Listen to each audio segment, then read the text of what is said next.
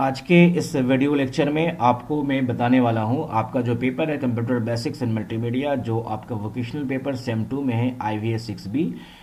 उसी में का मैं यूनिट 3 जो आपका है साउंड ऑडियो 1 पार्ट 1 के इम्पोर्टेंट क्वेश्चन आपको बताने वाला हूँ। एग्जाम की नोटिफिकेशन कभी भी आ सकती है, तो आप फटाफट जल्दी से इसको कंप्लीट कीजिए, याद कीजिए और अपने नोट्स को प्रिपेयर कीजिए।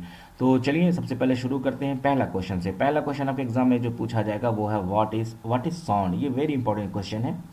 साउंड की डेफिनेशन बताना आपको। Sound is a form of mechanical wave that results from the vibration of particles in a medium typically air. यानी साउंड किसी न किसी माध्यम से होकर हमारे कानों तक आती है।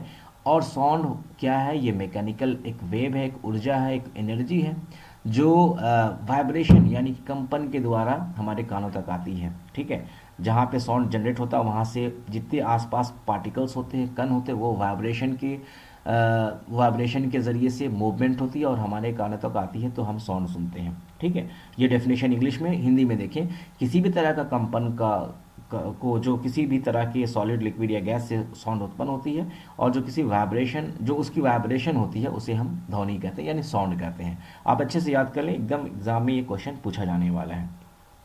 क्वेश्चन नंबर 2 में आप देखेंगे, how is sound produced and transmitted. Sound कैसे प्रोड्यूस होता है, यानी कि कैसे जनरेट होता है, कैसे पैदा होता है, और ट्रांसमिट कैसे होता है, यानी एक जगह से दूसरे जगह ये कैसे जाता है। Sound is produced by vibrating objects that create pressure waves in the surrounding medium. These waves then travel through the medium transmitting the sound. ये डेफिनेशन आप कॉपी में नोट डाउन कीजिएगा, और इसको हिंदी में समझने के लिए आप इधर आइए। ध्वनि की उत्पन्न कैसे होता है? ध्वनि उत्पन्न होती है जब कोई वस्तु या वस्तुओं के समूह यानी एक साथ गतिशील होते हैं, यानी मोशन में होते हैं, और उसके पर्यावृत माध्यम में कणों को हिलाते हैं। आसपास जितने भी कण होते हैं, पार्टिकल्स, वो उसको हिलाते हैं। इस हलचल से माध्यम में दबावी तरंग उत्पन्न होती है जो हमें सुनाई देती है, वही एक्चुअल में साउंड होता है। उसके बाद देखें ध्वनि का फैलना कैसे होता है, यानी ध्वनि ट्रांसमिट कैसे होती है। साउंड कैसे एक जगह से दूसरी जगह आती है। हम किसी चीज़ को दूर वाली चीज़ को भी सुनते हैं और नज़दीक वाली चीज़ को भी सुनते हैं। तो कैसे सुनते हैं, वहाँ देखें, ध्वनि प्रसारित यानी ध्वनि का फैलना प्रसारित होती है जब इन तरंगों को आगे की ओर बढ़ाते हैं।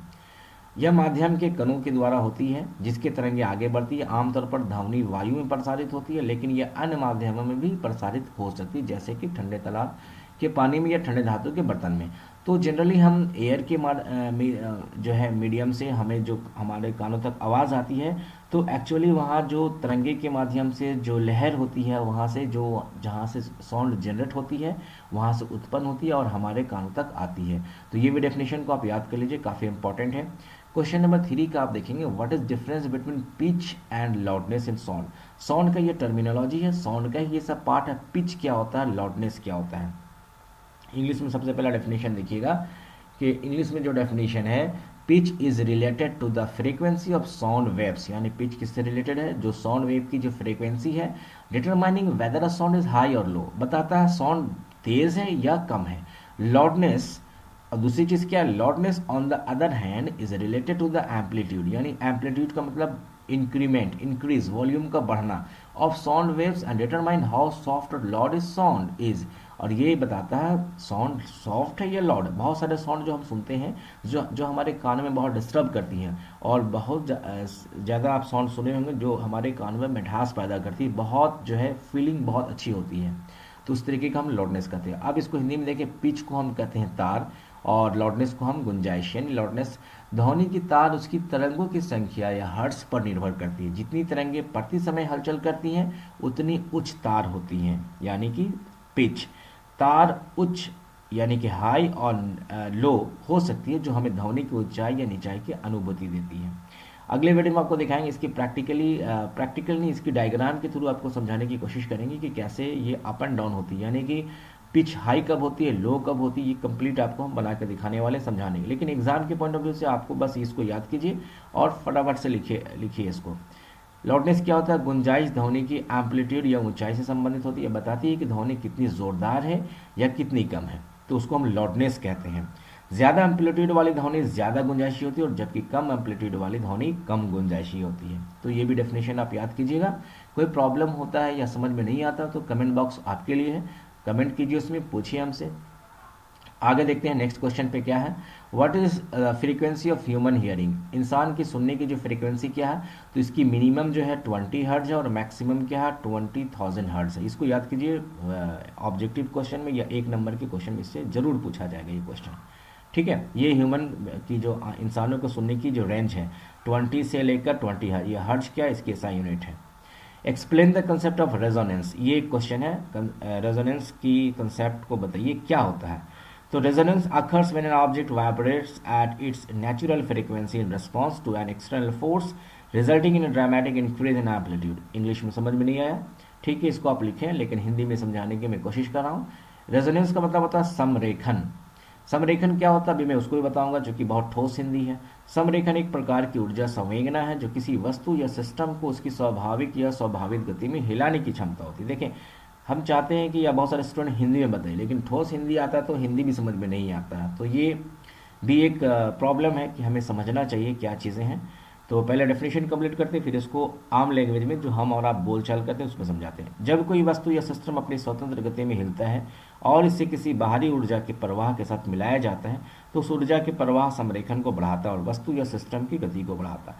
समरेखन का हिंदी मीनिंग और सिंपल में जो हम कहते हैं उसको गूंजना, गूंज जो होता है लाउडनेस, यानी कि ध्वनि की प्रतिध्वनि आवाज़ है, और भी गूंज कितने तरीके से हो रहा है। किसी ऑब्जेक्ट को हम उसको प्रेस करते हैं या उसको हम जब बजाते हैं तो कितना जो वो आवाज़ हो रहा है।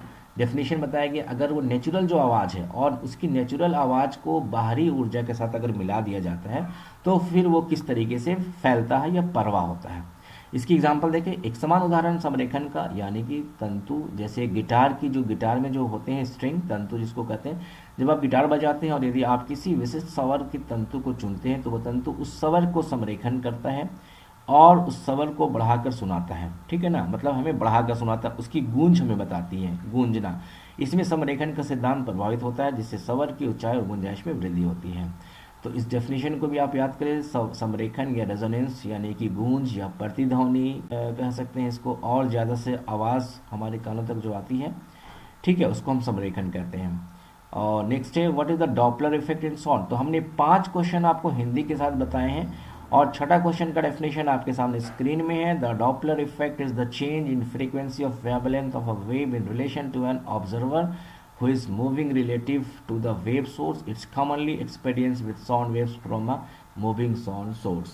ठीक है, तो डॉपलर इफेक्ट क्या होता है साउंड में, डॉपलर, इसको भी समझना है। इंग्लिश का तो आप डेफिनेशन देख ली, बट इसकी हमने हिंदी यहाँ पे नहीं लिखी है। अगर आप इसको हिंदी में भी चाहते हैं तो आप हमें कमेंट कीजिए ताकि मैं इसको हिंदी में कन्वर्ट करके और इजी लैंग्वेज में आपके लिए यहाँ पे मैं प्रेजेंट करूँ, ताकि आप जैसे आम स्टूडेंट जो है इसको अच्छे से समझ पाएँ।